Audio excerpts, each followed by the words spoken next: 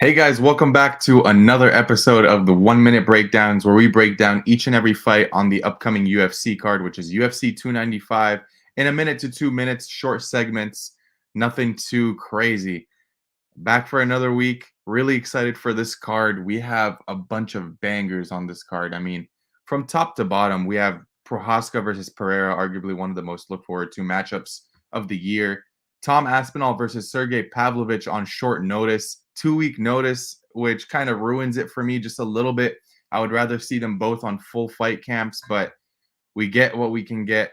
And just top to bottom, this fight card is stacked. And to me, this probably competes for best card of the year in terms of matchup quality because we don't have that many big favorites at all on this card. I don't remember. I mean, the only favorite that's over minus 300 is Mateus Rebecky, and that should say something. So I'm really excited. This should be a really fun card. If you guys haven't already, please like, comment, and subscribe. Interact with me throughout this stream. Let me know what your predictions are for each and every fight.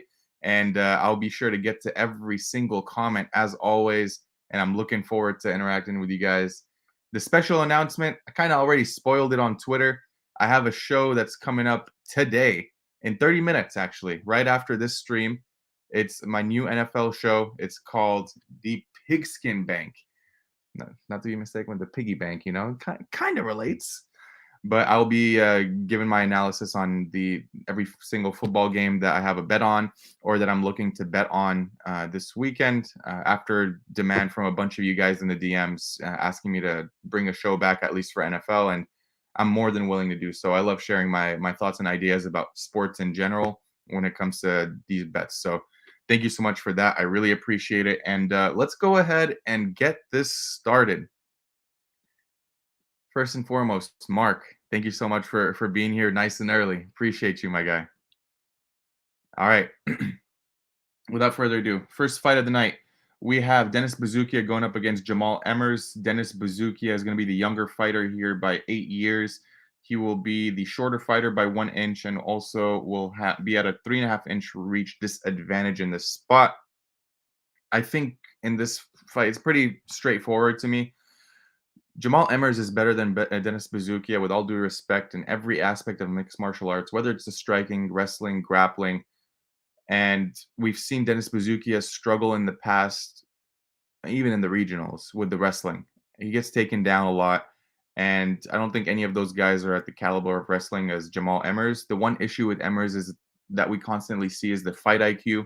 He constantly brings himself into these close matchups when on paper it really is a wash, and he looks to really make these fights close, which is something that not a lot of people like to do, especially when he's at such big favorite odds at minus 255 currently. But I do think Emmers takes this by decision. Just a much cleaner striker, much more tools to utilize, and I think he can rack up a lot of top time here in the wrestling. So give me Jamal Emmers by decision in this spot. Shout out to my guy Easy. Thank you so much for the view, for showing up and always being here. I appreciate your support, my brother. Next up, we have Joshua Van going up against Kevin Borjas in the flyweight division. Joshua Van and Borjas are both 5'5". Joshua Van is the younger fighter by 3 years, and he will be at a 3-inch reach disadvantage. We saw Kevin Borjas in this season's Dana White Contender Series. He fought Diaz, who was the grappling coach of Pantoja. Diaz didn't really offer too much of a fight. And yeah, he was finding success in the jiu-jitsu early on, but he gassed out really bad. And Borjas really worked the body, showed his striking there. Can get hit a lot, but Diaz is not the type that's going to capitalize on that because he's much more a grappler than a striker.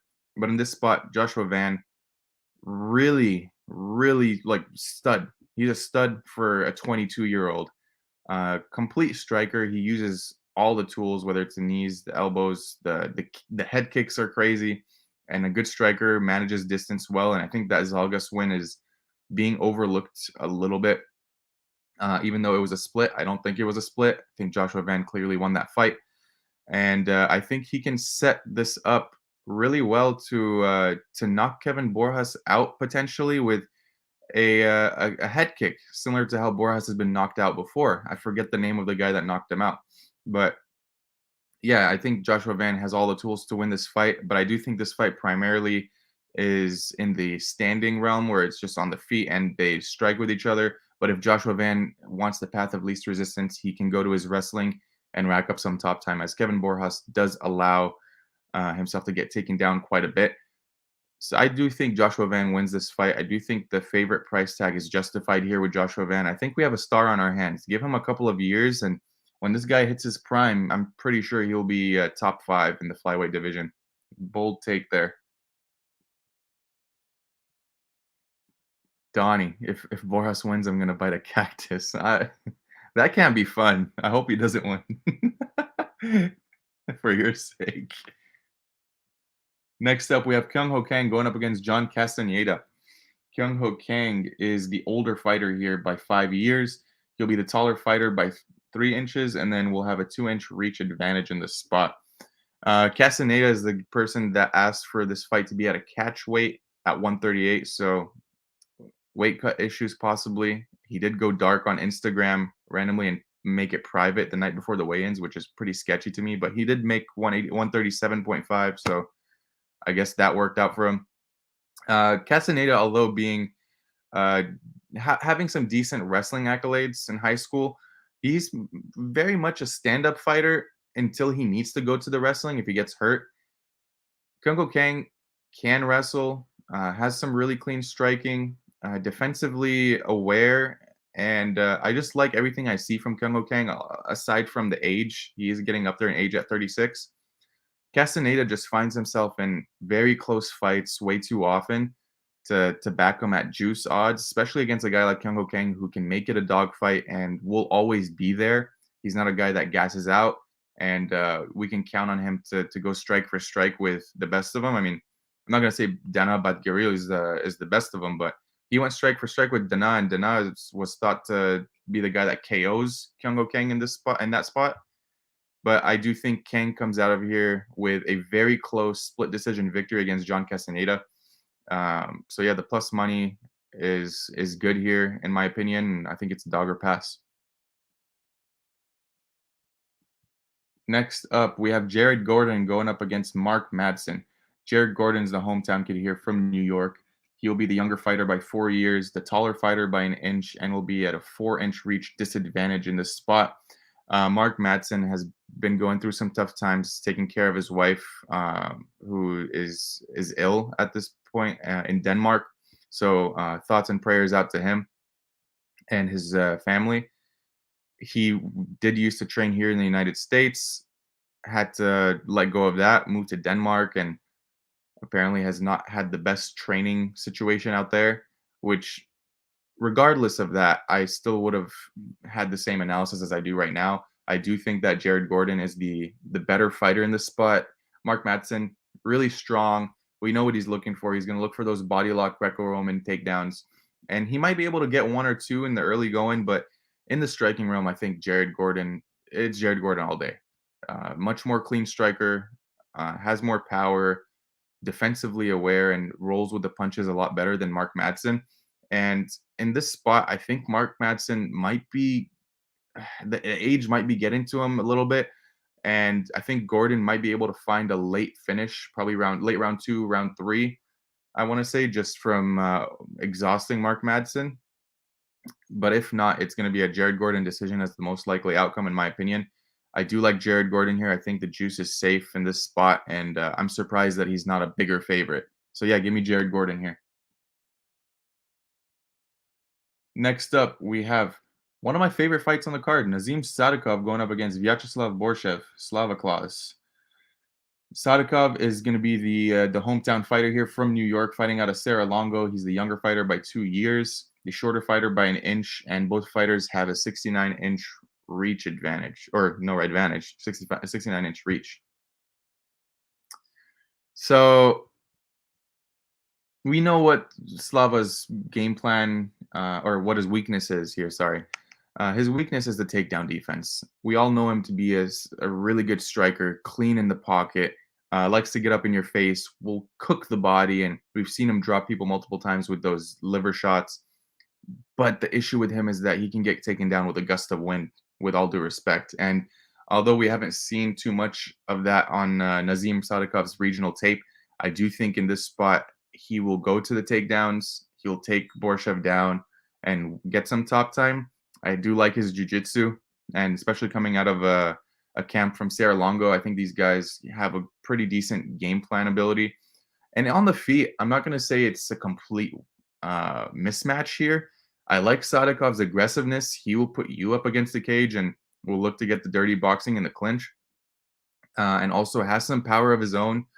Does tend to get dropped, which is a concern, but has some decent recoverability. I mean, on the Contender Series, he got dropped, recovered well. And again, in the Elder fight, got hurt and recovered.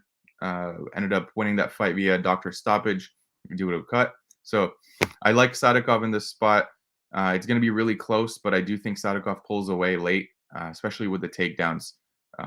We have multiple guys from this camp on this card, and I'm pretty sure if you guys watched the video that Sadikov put up on his Instagram, you saw multiple takedowns being put into effect when he was sparring Matt Favola in those clips, and you see it over and over and over again. So it's shading that he's been preparing for that. So yeah, give me Nazim Sadikov. Let's go ahead and check out the chat before this next one. Yeah, man. Kang just seems like the side in this spot at all. And like I said, dog or pass. I mean, I'm more than comfortable passing too. All week I was thinking it was Jared Gordon until today. I was like, oh. Funny, man. Next up, we have Mateusz Rebecky going up against Roosevelt Roberts. Mateusz Rebecky, as I mentioned earlier, is the biggest favorite on the card. He's 31 years old. Will be at a 2-year age. He's 2 years older. But he's given up a lot in height. He's given up 7 inches in height, 5'7", 6'2", and will be giving up 7 inches in reach as well. But Roosevelt Roberts is coming in on 4 days' notice, and the glaring hole here is the takedown defense for Roosevelt Roberts. He gives up a lot of top time. He was on this year's Ultimate Fighter, and I'm pretty sure he won that fight against Austin Hubbard, but they gave it to Hubbard. He should have been in the finale. On the feet, I mean, we've seen Rebecky get hurt by Nick Fiore, and his striking defense isn't the best, but to be honest, I just think he takes Roosevelt Roberts down and just punishes him and goes to the elbows, the nasty ground and pound and heavy top pressure. Just that all that height, sure, it's good when it's in the stand-up, but it just gives the wrestler and the grappler that much more time and space to get to the hips. It's that much easier. So I just think Rebecky finishes Roosevelt Roberts here inside the distance, probably within 2 rounds, and calls it a day. Next up, we have, oh man, the MMA Twitter talk of the week. We have Tabitha Ricci going up against Lupi Godinez. Tabitha Ricci is going to be the much smaller fighter, even though she's only given up an inch in height. And then no inches in reach, but just physically, she's a little bit smaller. Younger fighter here by 2 years as well. Here's the thing. I think Lupi Godinez is better than Tabitha Ricci anywhere this fight goes, unless it's the jiu-jitsu. But wrestling, it's going to go to Lupi. Footwork and striking is going to go to Lupi. Tabitha Ricci just doesn't really have the best striking at all. And I feel like she's been fed really good matchups that favor her stylistically in the past over her past couple fights. I mean, when you look at it, Jillian Robertson, who also is not a good striker, is primarily a jiu-jitsu girl, accepts bottom position a lot. Tabitha Ricci was winning the striking, found some takedowns, won the fight. Jessica Penne, really old. Poliana Viana, pretty much a guard jiu-jitsu girl. And then Maria Oliveira, just not a good fighter. And sorry for these flickering lights in front of me. I don't know what's going on with these lights.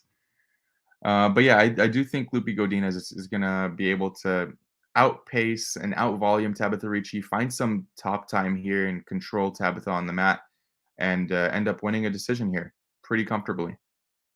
It's one of my more confident takes, this card. Give me 1 second while I fix these lights. Un momento.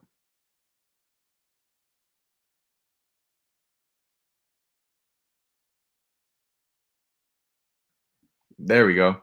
Yeah, it was just one of them was flickering into different colors.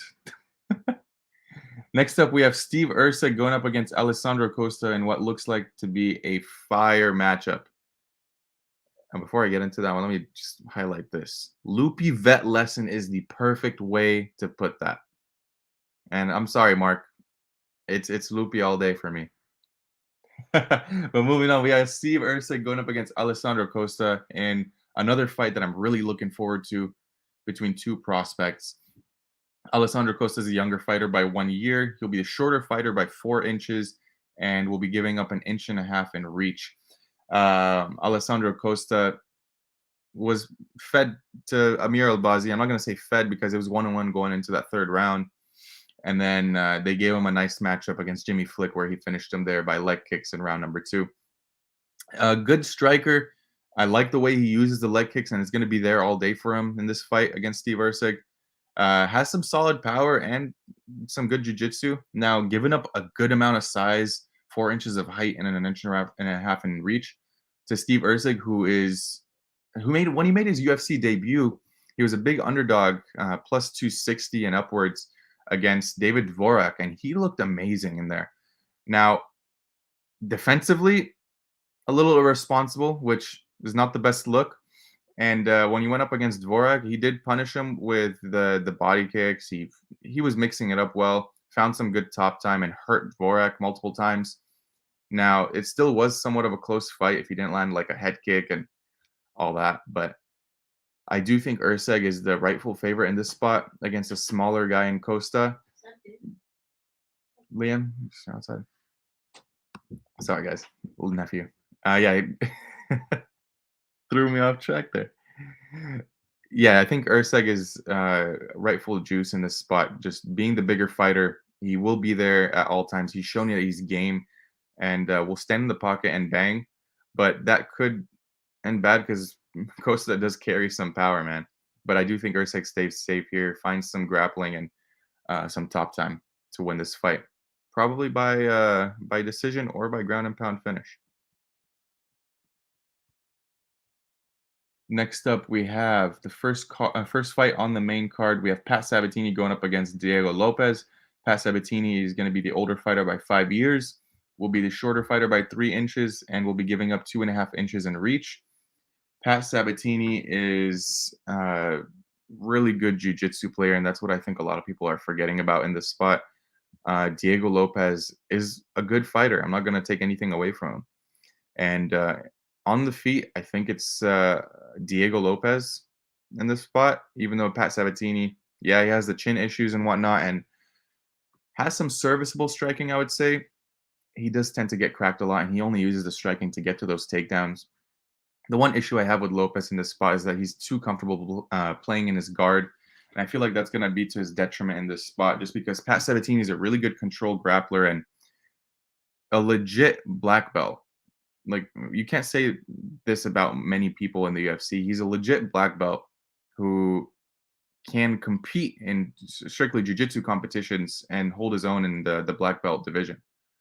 Now, sure, Diego Lopez could find a sub at any point because he himself is really good in his guard. But I feel like if Pat Sabatini gets to side control, he's just going to end up draining the round and winning it just on control time. And I feel like that can happen over and over and over again. I know Diego Lopez had Evloev in some deep submissions, but I mean, so did Nick Lentz. So let's not overrate it too much. And he got controlled a lot of that time in that fight against Evloev, which against Sabatini, he's going to not just control, but he'll be throwing ground and pound. He'll look for submissions of his own. But I just think that this price on Sabatini is pretty disrespectful. Early on, I thought I was going to be on Diego Lopez, but I do think Pat Sabatini is the rightful side in this spot. So give me Sabatini, fairly confident. Next up, we have a really good fight between Matt Favola going up against Benoit St Denis. Benoit St Denis is the younger fighter here by 6 years. He'll be the taller fighter by 2 inches and will be at a 2-inch reach advantage as well. Benoit St Denis, we've seen him surge ever since that loss to Eliseo Zaleski dos Santos. Racked up 4 wins in a row and is looking really good. Favola also himself on a 3-fight win streak here. And we know the strengths of both of these guys. Frivola, really solid power. He can wrestle, and the issue with him is the durability at times. And then when you look at Benoit St Denis, very physical, good body kicks, can wrestle whenever he wants to, and is really strong and durable. Now, the issue with Saint Denis is that his striking defense is horrible. And when you're going up against a guy like Matt Frivola, who cracked the chin of the person who thought we would never see get cracked in Drew Dober, that in its own should say how much power Matt Frivola has. And in this spot, if Saint Denis does not put his hands up, I feel like he could get slept here. Now, if this fight does extend, I do think Saint Denis might be able to get away with the grappling and the wrestling, just holding Frivola down. But I feel like Frivola is going to hurt this guy early and put him away just because of the striking defense. His hands are down and he eats too many shots on the chin. And when it comes to wrestling, I feel like Frivola might be able to defend some of these takedowns in the early going and land some really meaningful shots that change the pace of this fight. So give me Matt Frivola here in what looks to be a fight of the night contender. I remember watching another Capper show when Usyk was fighting Dvorak. Yeah, hell no, laying 400 on Dvorak, no fucking way. Yes, sir, my boy. Tomorrow's card is really good. There's plenty of bangers, and I just can't wait. I don't think I'm gonna sleep tonight. Yeah, I do agree. I think Sabatini gets this one done. Definitely a banger of a fight for Vola and Saint Denis. My guy Fight Talk. Thank you so much, man. I appreciate you for working with me today with the graphic for the show in 8 minutes. That was such a sick graphic, man. Definitely fight of the night contender. Oh yeah. I can't wait, dude. I wish we could just fast forward to tomorrow. Next up, we have Mackenzie Dern going up against Jessica Andrade. Mackenzie Dern is the younger fighter here by 2 years, the taller fighter by 3 inches, and will have an inch in reach advantage on Jessica. Nobody thought Mackenzie Dern was going to give it to Angela Hill like she did last time out. And that was surprising. She out-physicaled her. Striking looked really good. And then didn't really need the grappling all that much. Jessica Andrade has been on a little bit of a slide. This also is the battle of the divorcees or divorcees, or I don't know how you guys say it, but yeah, both girls getting divorced, having their issues, needing the money to finance this divorce. Who wins it? Who takes the title? They need like another belt, the divorced motherfucker title, the DMF. Who wins the DMF title? I do think it's Mackenzie Dern, just due to the overall state of what we've seen Jessica Andrade deliver over the past year and a half. She has not looked like she's been preparing at all for these fights. Looks like she's just showing up for a paycheck after she signed a really lucrative contract. And once this fight hits the mat, it's going to be all Mackenzie Dern. But on the feet, if Mackenzie Dern is not safe and is not careful with her defense, she will get knocked out. I won't be comfortable laying juice on Mackenzie Dern in this spot, but I do think she wins. I would rather not lay minus 190 to 200 on WMMA. I try to stay away from that as frequently as possible, even though she's from my side of the world. Let me have a sip of coffee real quick. Looks like a lot of people want the Dern season here. Y'all are wild. Co-main event time. We have Sergey Pavlovich going up against Tom Aspinall. Oh man, what a fight. Aspinall is the younger fighter by 1 year. He will be the taller fighter by 2 inches and will be giving up a whopping 6 inches in reach. It's really going to depend. I do think that the speed of Aspinall and the footwork are going to give Pavlovich trouble, but Aspinall does tend to drop his hands when he exits out of the pocket, and that's going to be a problem here against a guy that has 6 inches of reach on you and hits as hard as Sergey Pavlovich. I feel like this is as much of a 50-50 fight as you can get. I mean, Aspinall, if he gets to those takedowns, I feel like he can probably get to his transitions and get to a submission on the mat against Pavlovich. We saw what Overeem did to Pavlovich quite some time ago. I know that he could have definitely been improving, but I do think Aspinall does end up taking this fight. I just don't like the way that he's been really mentioning that, oh, Pavlovich is the scariest person on the roster, how like 2 weeks is not enough to prepare, and all these weird things during the press conference and the weigh-ins. I don't know, body language. I'm not a body language expert, but it just doesn't look right to me. But yeah, I do think Aspinall wins this fight, but I'm not betting it. Whenever, and this is going to be the same thing for the next fight, whenever I can make a case of 35% for either side, I will pass.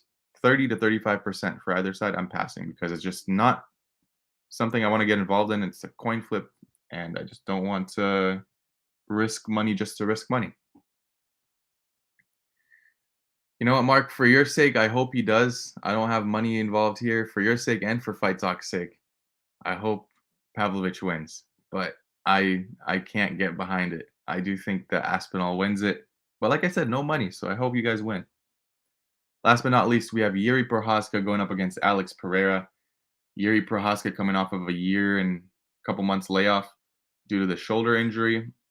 He's the younger fighter here by 5 years. He'll be the shorter fighter by an inch, and both fighters have an 80-inch reach. Ooh. Where do we start? I mean, Yuri Prochazka, glaring hole is the striking defense. It's horrible. But he can grapple if he wants to. I think that's the path of least resistance for him. And he can go for takedowns of his own, get Alex down. I do think he probably has a better cardio in this spot, but how does he look after a year and a couple months layoff due to quote unquote the worst shoulder injury that Dana White's ever seen? We don't know. Alex Pereira looking to make history, becoming a 2 weight class champ in UFC and in Glory Kickboxing after he just got inducted last week into the Glory Kickboxing Hall of Fame, being the third person to only do it like ever. I don't know, man. I think the striking defense of Yuri is really bad, and it's really going to be the factor in this fight. I think Alex Pereira is going to chill him when inside 2 rounds, probably being the more physical fighter here too. And as crazy as that sounds, Yuri is usually the more physically imposing guy, but Alex Pereira is just a specimen, dude. So yeah, give me Alex Pereira. I've always been an Alex Pereira truther. I'm not betting the fight again because I can make a case of 30 to 35% for both of these guys. And yeah, someone's getting chinned. I'm just gonna say that. Someone's getting chinned. But yeah, that is the end of the stream.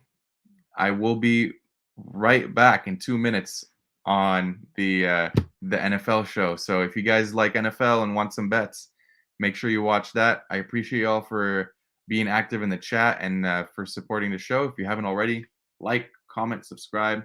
I will see y'all in 2 minutes on the NFL show. Until then, peace.